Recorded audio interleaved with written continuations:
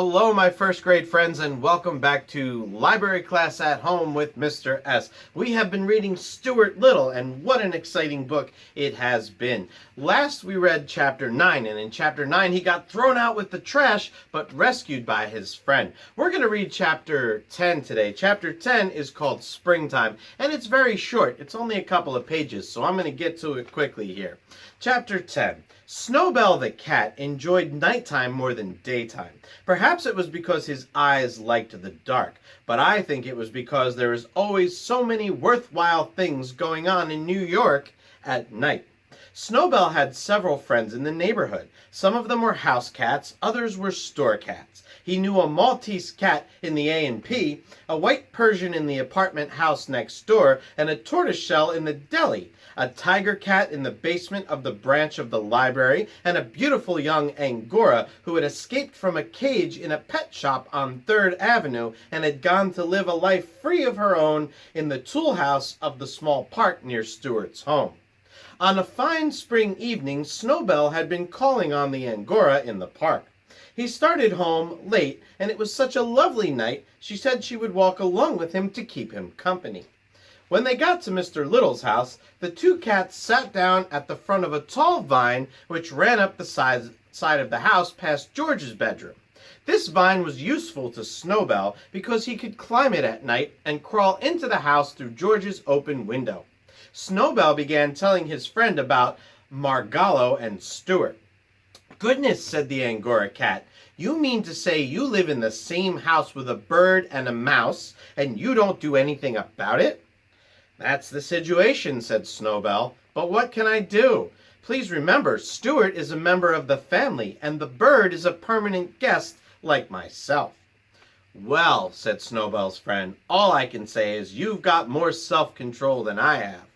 "Doubtless," said Snowbell. "However, I sometimes think I've got too much self-control for my own good. I've been terribly nervous and upset lately. I think it's because I'm always holding myself in."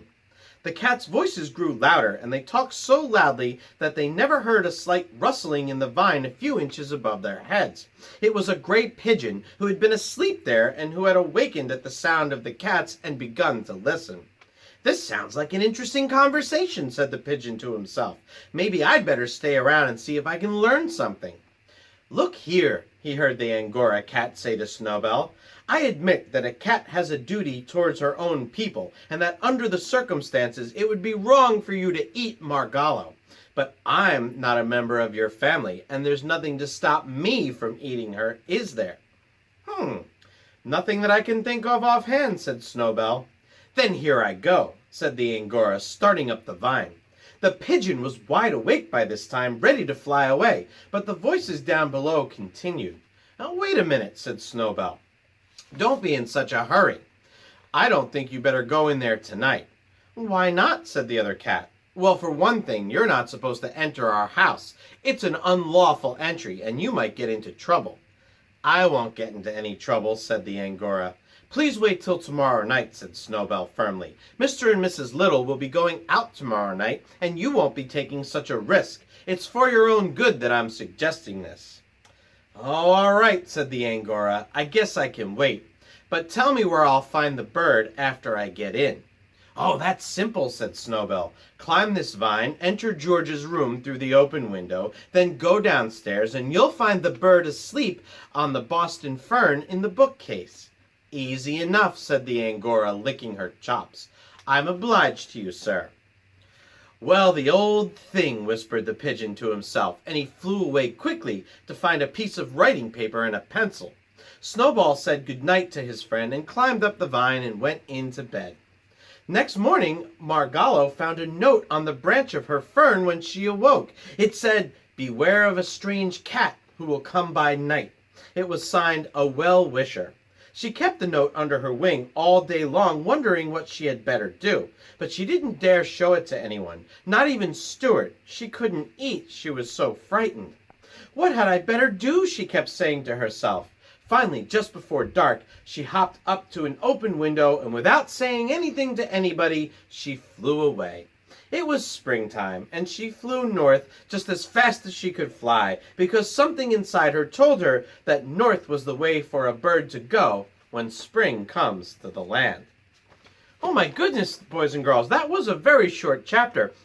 But so much happened. Snowbell was actually going to let another cat eat Margallo, and Margallo got a note, thankfully, from that pigeon, but she didn't know what to do. She didn't tell anyone. Instead, she ran away. I think poor Stuart is going to miss her very much, maybe so much that he goes looking for her. I don't know. We're going to have to find out in later chapters.